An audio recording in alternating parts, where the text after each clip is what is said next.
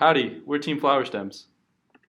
The primary benefit of the Learning Garden is giving students a hands-on and interactive experience. In an elementary school in Ward 8, the poorest part of the city of Washington, D.C., it was explored that the integration of a learning garden was critical for gaining STEM knowledge that they would not have gained otherwise.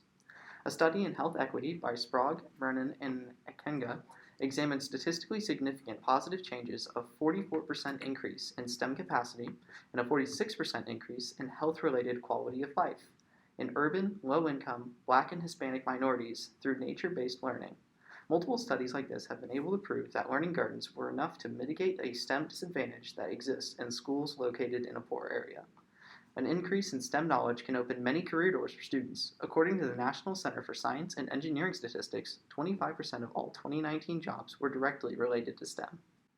Our objective is to increase knowledge in STEM and interest in STEM fields over the next 5 years in a way that is financially sustainable at West Dallas STEM School.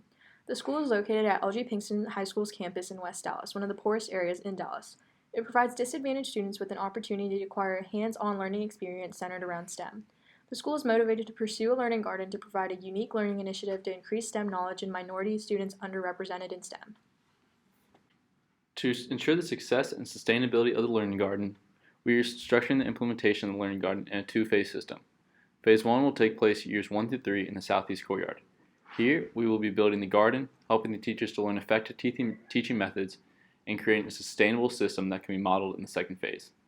The second phase will be years 4 and 5 and include the implementation of the South Garden. The two-phase structure enables us to determine what does and does not work and how we can adjust either by expanding or contracting moving forward. For Phase 1, we start with the Southeast Garden. The Southeast Courtyard receives the most full sunlight and is right next to the Resource Center, which allows it to be accessible during breaks as well. The sunlight is mostly focused on the leftmost strip of land, so the beds will be in a row here with pollinator gardens lining the perimeter.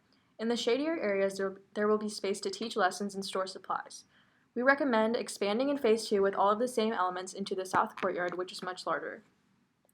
For infrastructure, we want to use garden beds called Vigo beds, which are made of environmentally friendly material that is guaranteed to last over 20 years with little to no maintenance. Additionally, we want to use soil from Texas Soil Products because it doesn't need to be amended. We also wanted to include a composting section to teach students about sustainability and provide fertilizer. We'll also have picnic tables and hardy board painted with chalk paint to provide a teaching area. We recommend planting wildflowers, vegetables, and herbs in the garden. Wildflowers native to the area will bring pollinators to help the rest of the garden flourish. Vegetables such as kale and broomcorn are easy to grow, do so in abundance, and act as a great first plant. The herbs listed are great for beginner gardeners in North Texas. We have created a database of STEM garden-based lesson plans for teachers to use. We've matched them up to the TEAT categories and will provide them for teachers to use or to serve as a guide in their own lesson plans. We will also create learning stations to allow students to learn and complete interactive activities in the Learning Garden. Some examples include a worm farm, an outdoor communal library, a bird feeding and watching area, tables for experiments such as plant dissections, and informational posters about different aspects of the garden. We have received commitment from 2 cultural organizations at UT Southwestern, Society for the Advancement of Chicano, Hispanic, and Native Americans in Science, and the Association of African Americans in Science, and the Perot Museum to come give immersive lectures to the students and answer questions about what it's like to pursue a career in STEM.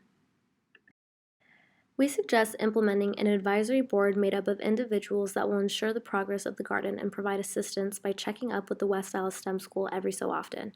For weekly maintenance, we suggest scheduling a rotation of classes, and for events like community days and school breaks, we suggest utilizing garden parent volunteers formed from the PTA.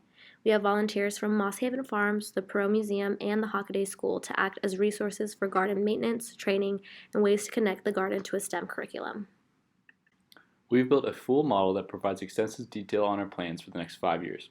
Our budget includes all the required garden supplies, tools, plants, and gardening learning materials for each year. Years 1 and 4 are the most expensive because those includes the initial upfront purchase of all required materials for each garden. Our total all-inclusive cost is over $12,000. However, with the help of our partnerships, we can lower that cost to just over $5,600 for all 5 years. We have a tremendous opportunity to partner with many local and national organizations for assistance. Moss Haven Garden will be providing all the seeds. Vigo Raised Beds will provide the garden beds. True Services will donate the mulch. And lastly, through tool drives at SMU and local department stores, we'll be able to cut tool costs by 50%. Through multiple discussions with the team at Brother Bill's Helping Hands regarding funding opportunities, we believe that $5,600 is an attainable number. By working closely with their team, we can integrate our plan to raise the money through unrestricted donations and grant funds that will financially support the Learning Garden. It is imperative that teachers are properly trained to implement STEM-related gardening lessons into the curriculum. For this reason, the Perot Museum and Moss Haven Farms have committed to provide a group of educators to offer teachers free professional training workshops before the school year begins. The Perot has also verbally committed to providing families free museum memberships and host speaking events and activities at the West Dallas STEM School.